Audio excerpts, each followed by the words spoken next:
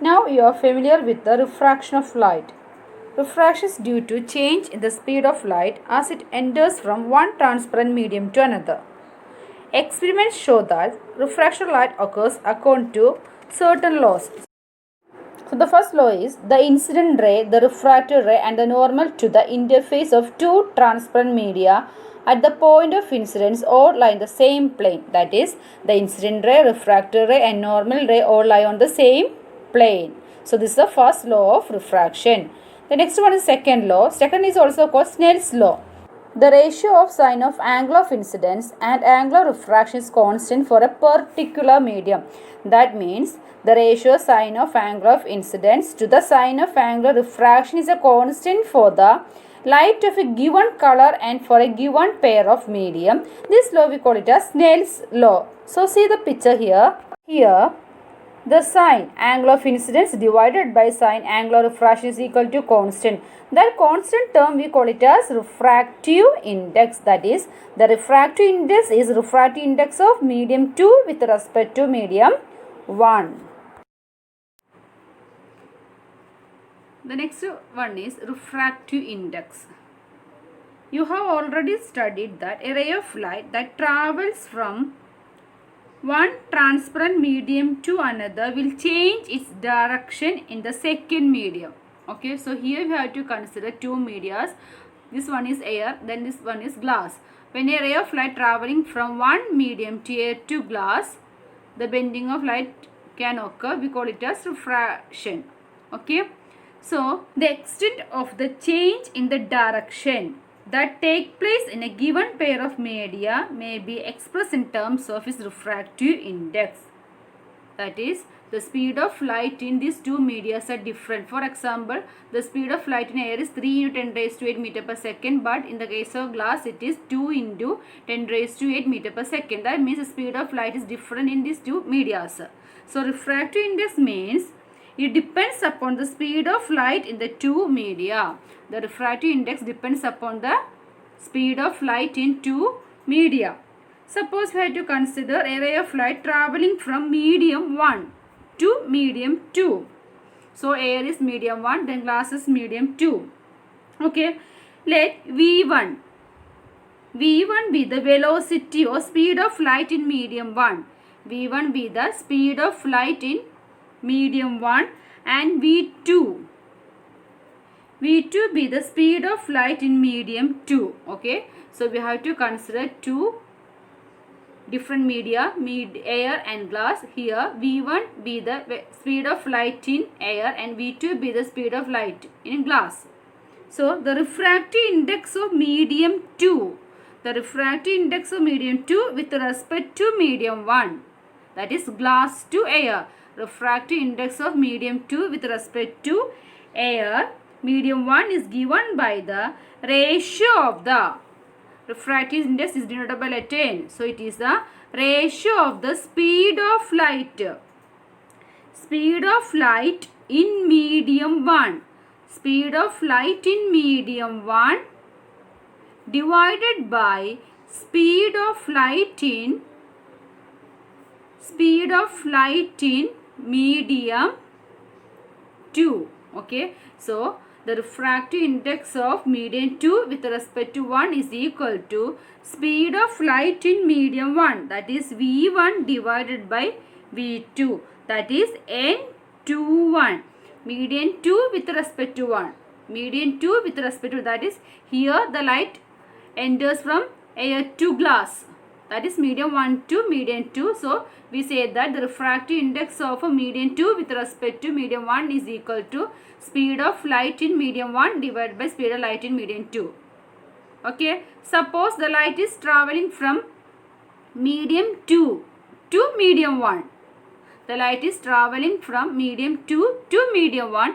In this case, the refractive index N12 is equal to what? Speed of light in medium 2 divided by speed of light in medium 1. Okay. The next one is absolute refractive index. If medium 1 is, if medium 1 is air or vacuum, if medium 1 is air or vacuum, then the refractive index of medium 2 is considered with respect to vacuum. So here we have to consider if the medium 1 is air or vacuum, then the refractive index of medium 2 is considered with respect to vacuum. This is called the absolute refractive index of the medium. So absolute refractive index of medium means we have to compare the refractive index of the medium with respect to vacuum or air. So in that case, the refractive index n is equal to refractive index n of the medium is equal to speed of light in air or vacuum, speed of light in air or vacuum divided by speed of light in the medium, speed of light in the medium. Okay, that is refractive index n is equal to C divided by V. C means speed of light in vacuum divided by speed of light in the medium. Okay, so the absolute refractive index of a medium we simply call its refractive index, that is n is equal to what? C divided by V. Suppose the refractive index of water NW is equal to 1.33. Then what do you mean by 1.33? So 1.33 means that ratio of speed of light in air and the speed of light in water is equal to what? 1.33. So here 1.33 means speed of light in air or vacuum to the speed of light in water is equal to what? 1.33. Then another example, suppose the refractive index of diamond. Diamond is 2.42. So what do you mean by this numerical value 2.42? Here 2.42 means speed of light in air or vacuum to the speed of light in the medium, means diamond is equal to what? 2.42. Okay, then consider example, suppose the refractive index of glass. Glass is 1.52.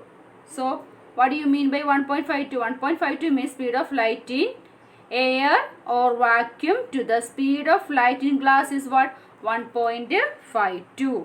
Okay, some important points about refraction. That means we have to consider two words here, rarer and denser medium. So what do you mean by rarer and denser medium? Let's see. So to use a word optical density. So the optical density is not same as mass density. So you know that mass density. So the mass density is what? Mass divided by volume. So what do you mean by optical density? And also use two words here, rarer and denser medium. Okay, so it actually means optically rarer medium and optically denser medium. When can we say that a medium is optically denser than the other? So we have to compare these two medias.